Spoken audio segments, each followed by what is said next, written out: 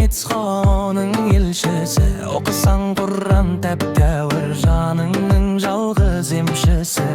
Адамның бәрі жат бауыр, заманның сол ғой кем тосы. Болуы қиын хаққа қой, біліс болса көршісі.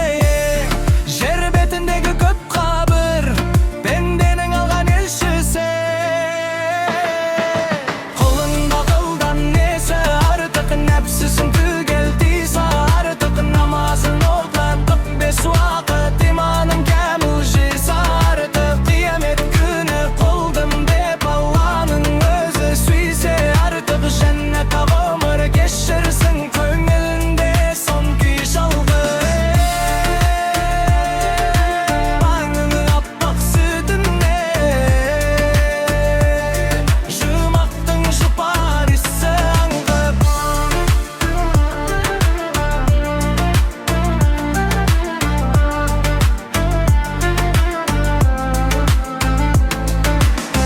Алланың бары ақиқат, танитын соны илім бер.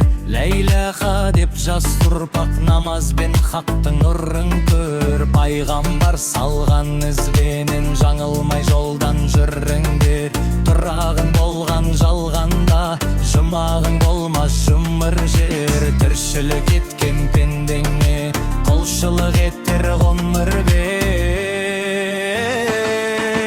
Өкінішті мынау өмірде тарамда тарам жол болар. Біреудің тасып мерейі, біреудің бағы кем болар. Алланың олдасынағы ойлаған сыны жөн болар. Есіктен кірген басыңның алатын орны түр болар. Бесіктен шыққан басыңның баратын жері көр болар.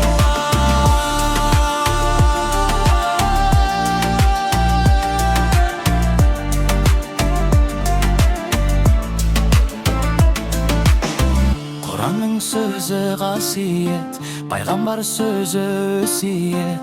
Күдеріңде өзібе Құдайдан, көрсеңде қайғы қасірет. Бабалар өткен бахадыр, иманы жалғыз досы боп.